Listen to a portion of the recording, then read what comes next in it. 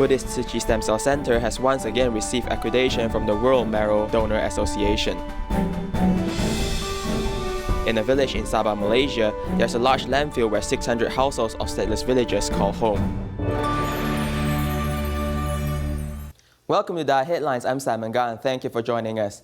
Buddhist Tzu Chi Stem Cell Center has once again received accreditation from the World Marrow Donor Association for meeting their standards of quality.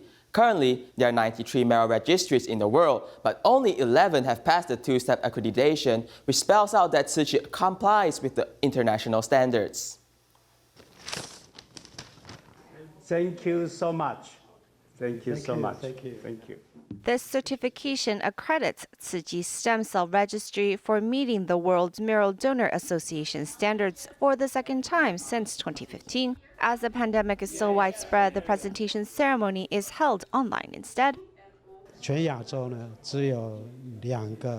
all of Asia, there are only 2 marrow registries that have WMDA accreditation. One is in Japan, the other is Tzu Chi. There are 93 bone marrow registries worldwide, but only 11 have received the WMDA standards accreditation.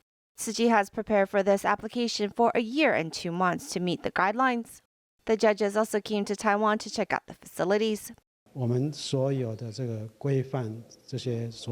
Our specification and operation are up to the WMDA standards. It's something that everyone has agreed upon, that it's a high quality of service for a marrow registry. Tzu Chi's marrow registry is composed of volunteers to help provide information for possible donors, companionship during donation, and other aspects of the transplant to ensure their mission of saving lives is a successful one.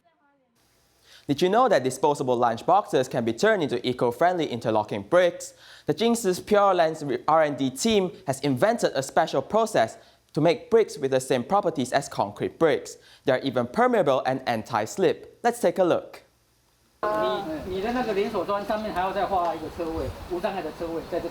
Installing interlocking bricks is a simple task for Tzu Chi volunteers, but this time they are installing new bricks made from recycled material, which meant they need to learn a new way of installation.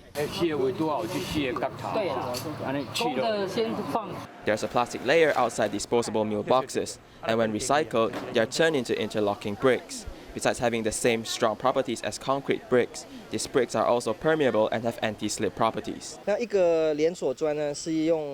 interlocking brick uses the plastic layer of 350 disposable meal boxes. Whenever there is heavy rain, these bricks are very permeable. There's also this anti-slip design, which looks like hands. They represent the tens of thousands of recycling volunteers all around the world.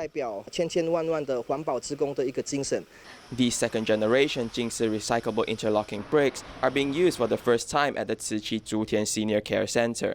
The ground area is 260 meters square, using 6,500 interlocking bricks, which is equivalent to 2.27 million disposable meal boxes.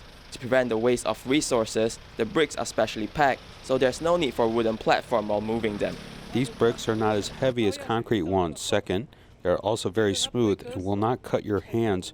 Third, they are very easy to be laid. The bricks are being laid by the volunteers, hoping to create a safe and environmentally friendly surrounding for the seniors of Zhutian. When the Green Garden vegetarian and healthy food restaurant learned that there were elders in Malaysia who could not eat 3 meals a day because of the movement restriction orders, they mobilized the restaurant staff to prepare free lunch boxes and delivered them directly to the elders' homes in person.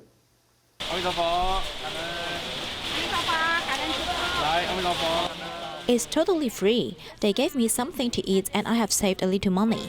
Now, it is very hard for everyone because of the situation. This applies to everyone as many do not have jobs, so just having something to eat and getting by is something we need to do one day at a time. Movement restriction orders have meant that many people don't have any work anymore and cannot afford 3 meals a day. A vegetarian restaurant provides free lunch boxes 6 days a week and has been doing this for 72 days. Giving this compassionate lunchbox to them makes them feel warm inside, and it also makes me feel very happy.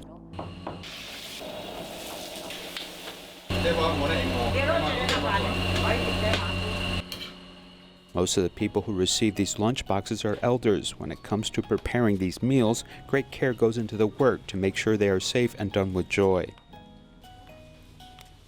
这个菜啊，有时候太大片了，所以剪给它小片一点比较容易拿。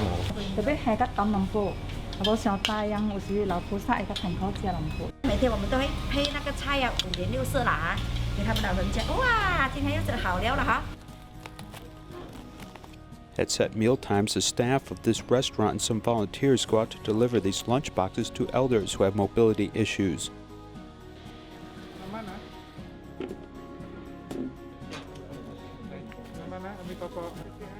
At the beginning, only 20 lunchboxes were made, but now they make some 500 free veggie lunchboxes. Although the staff of this restaurant is limited, they never complain about the hard work. Making another vegetarian meal prevents an animal from getting killed, so we don't think it is difficult as we remain committed and want to use all our strength. If everyone was together, we can make everyone vegetarian.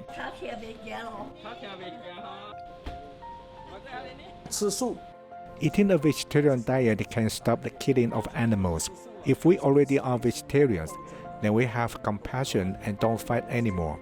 People are peace between nations, then there will not be a fight and they won't hurt each other, and there will be no world war.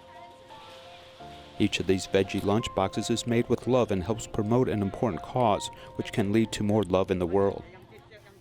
The movement restriction order from the Malaysian government has struck the businesses of vegetarian restaurants hard. Let's see how these businesses cope with the situation.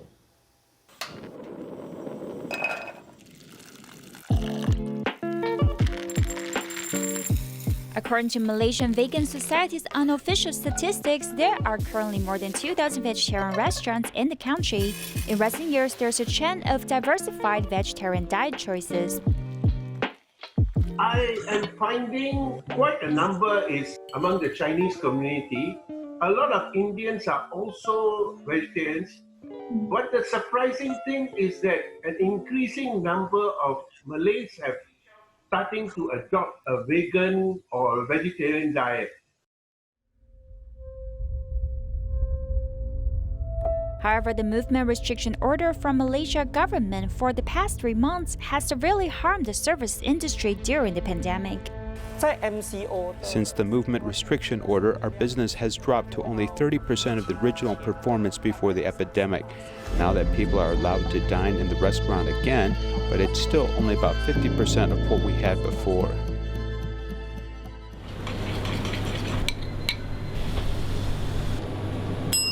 This Penang organic restaurant that had been running for 7 years had not stopped the operation since the movement restriction order. Even if it's not profitable, the owner still insists on serving the vegetarians. During the epidemic, the profits of the restaurant dropped drastically. However, the sales of breads have increased, so it has balanced our costs. Since then, we began to do food delivery. I do it with my colleagues, and we would deliver the bread to the customer houses. A very aggressive marketing approach has to come in. I'm happy to see many restaurants are doing that.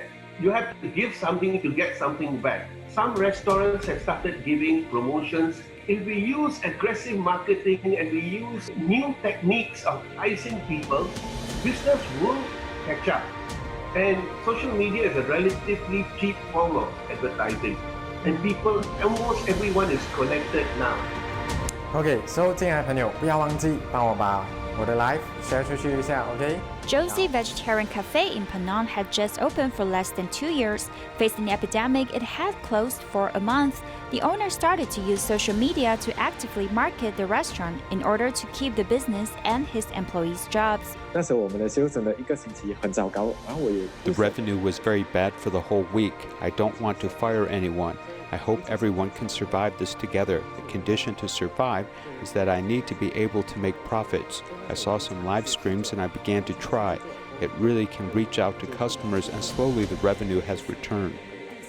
The pandemic has struck everyone hard, but restaurant owners believe that as long as they stand firm and keep faith, they can turn crisis into chances, and the day of revival is sure to come soon. In order to thank those who volunteered in the hospitals during the epidemic, Taipei Tzu Chi Hospital organized a Thanksgiving party to express their most sincere gratitude to the volunteers. During epidemic prevention period, all Tzu Chi hospitals in Taiwan suspended the duty of medical volunteers in order to reduce infection risk. However, to share the work of healthcare workers, a team of anti-epidemic volunteers were still on duty. As the epidemic has gradually lifted, their mission is over. Taipei Tzu Chi Hospital specially organized a Thanksgiving party for them. During the epidemic, everyone was afraid and did not dare to go out. Why are we willing to come? Because this is our home. So we hurry to come to be an epidemic prevention volunteer. We are also grateful to the hospital for giving us this chance to give up ourselves. Those people who come to see a doctor now are really not well in health. So I think I should have a healthy body to volunteer. During this period, the epidemic prevention volunteers gave us confidence and power of love. Their hearts and our employees' hearts were in fact linked together. Because of their company and encouragement during this period, our medical colleagues felt warm and encouraged. Today we come to be an epidemic prevention volunteer. Our life is contributed to the process of epidemic prevention. When you interact with others during this process, it will leave you an experience that can be destroyed and will stay forever in your life. Each gift represents a blessing. The healthcare workers and the volunteers express their gratefulness to each other. It is hoped that this power of kindness will make the epidemic to disappear as soon as possible.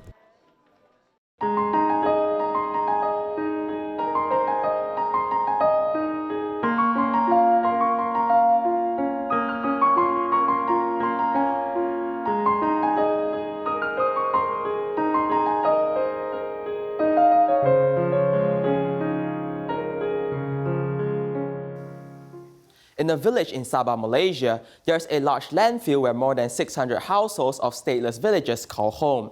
They've been deeply affected by the epidemic, and Tzu Chi volunteers went there to help them.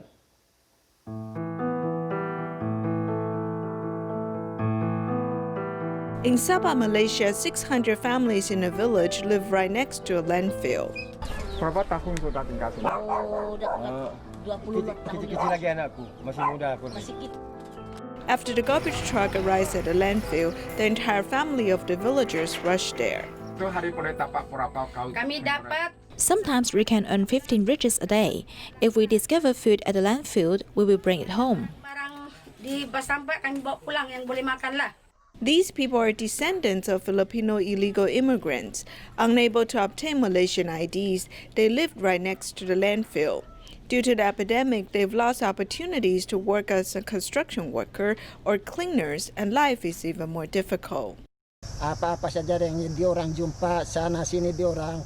Here we look for food everywhere, including picking up shells from the wetland. If we can find food, we can eat it, or else we'd have to go hungry. In the worst case, we go look for food in the landfill.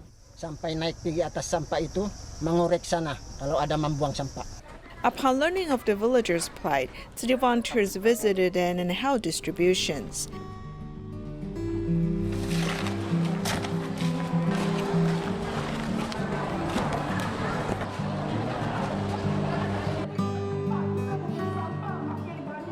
Villagers asked us, are these supplies all for us?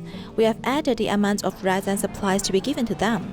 I said, yes, they are all for you. He said that these supplies can sustain his family for 2 months.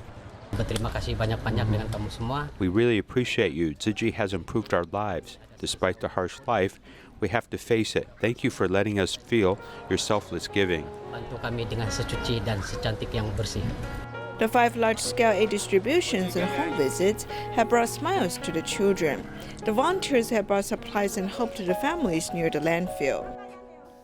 On Bohol Island, the Philippines, the residents who fish and ferry for a living are facing financial difficulties. Tzu Chi volunteers have distributed rice to 726 families, helping them get through tough times.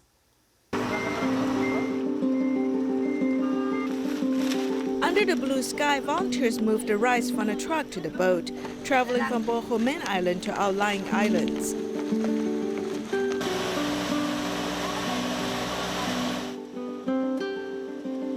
The residents who live near the sea cannot go fishing or ferrying due to the movement restriction order. City volunteers think of ways to help these people who have been trapped on the island.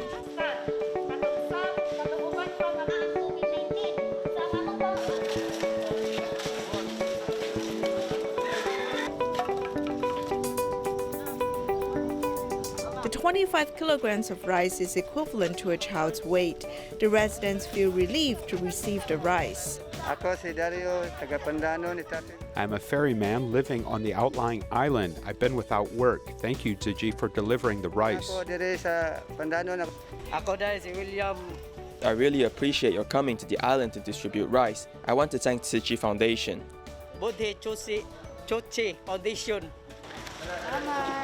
Meanwhile, the distribution on the main island has continued. Currently, I'm almost left with nothing. This bag of rice is of great help. Thank you again. After DSWD has provided a list of underprivileged families, Tzu Chi has distributed rice to them. During the epidemic time, the volunteers' help is timely and much needed. Dr. Liu Yaping of Zhengxin General Hospital is the director of the Geriatric Psychiatry Department. He became a vegetarian because he felt uneasy while carrying out animal testing. In the past 20 years, he has stayed true to his values. Let's take a look. 你睡眠困扰已经大概有多少年？好几年了。好几年。对。 Geriatric Psychiatry Director Dr. Liu Yaping has been a vegetarian for 20-some years. And when speaking on the reason why he switched to this diet, it can be traced back to his days in the graduate studies lab. Back then, I'd spend each day with these mice, and they were my animals which I needed to take care of while doing experiments on them. According to laws now, these animals must be sacrificed when the experiment is over, and it just felt uncomfortable to do so. It gave me some peace inside when I ate vegetarian food. Dr. Liu was a vegetarian for a year, but then stopped during his hospital residency.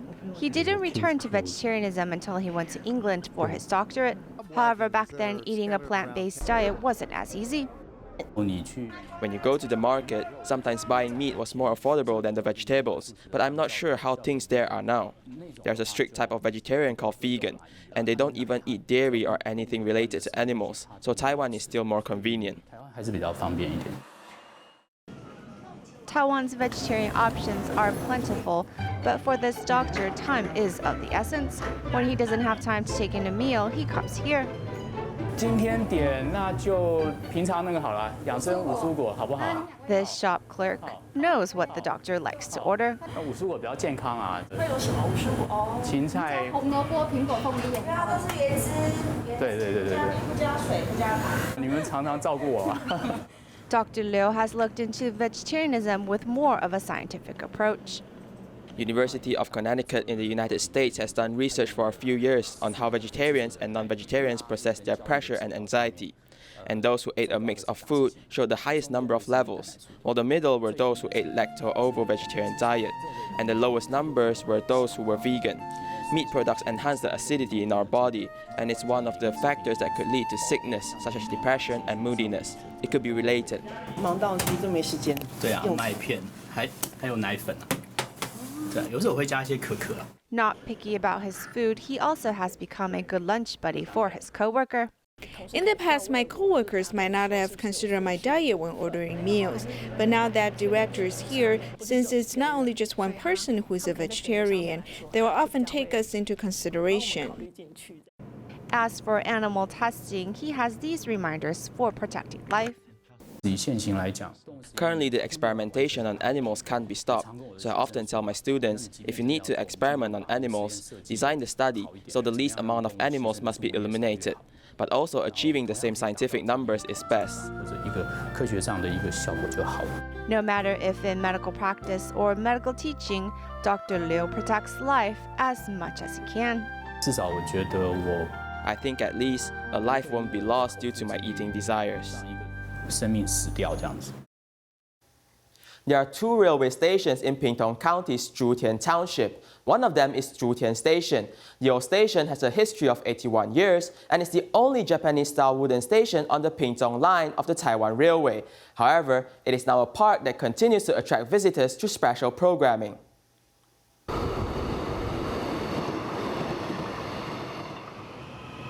I'm currently standing at the Zhutian Railway Station, which is a brand new elevated station. But as soon as you walk a few steps away, you arrive at this old building which was built some 81 years ago.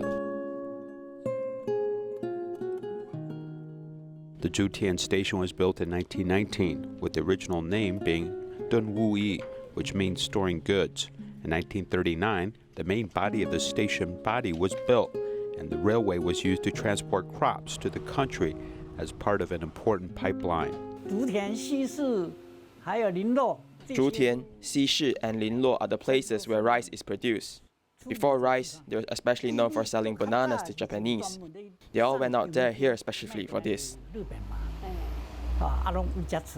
The old station master has spent most of his life on the Taiwan Railway as he took out a collection of freight tickets. He witnessed the grand occasions of the railway.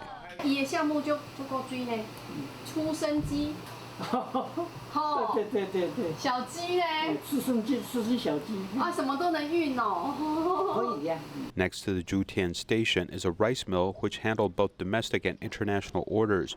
With the railway delivering this freight, even students and commuters must rely on the train for travel. When the train comes in, you'll see the station master, and he will stand there and look to see if I'm running on the road. I have to thank the station master because I wasn't late for high school for 3 years. The human touch is strong here, as well as a memory of the railway. But in 1995, due to a fewer number of passengers, the wooden building of the old station and the dormitory and warehouse faced demolition. Everyone takes the train to work. I heard that it's a pity to demolish it, so I went to the local public representatives, local people, and the county government to protest. Over the past several years, the body of the station and the dormitory were left, but the railway has changed several times. From the old station to a new elevated rail and station were set up next to it. The scenery has also changed, and now the old station is in a place as crowds no longer gather but quickly disperse.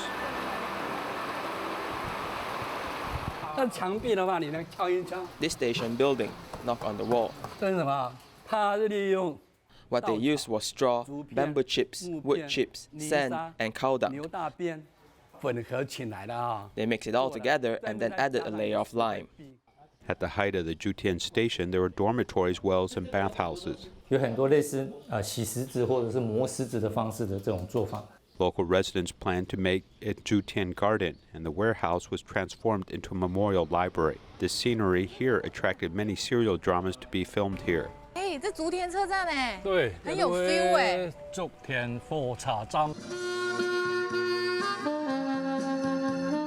former rice mill warehouse became a cafe and a bed and breakfast. Zhutian Station 2019 was officially listed as a historical building in the county, and the responsible government unit launched preservation work for this historic monument.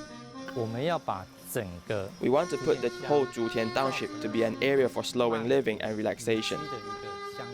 Zhutian Station is now the main inspiration for promoting a slow, relaxing life in this township.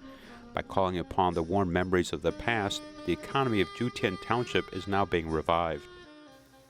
Tzu Chi volunteers in Chile sent masks and daily supplies to a shelter for homeless people during the pandemic. We'll leave you with these images. Thank you and goodbye.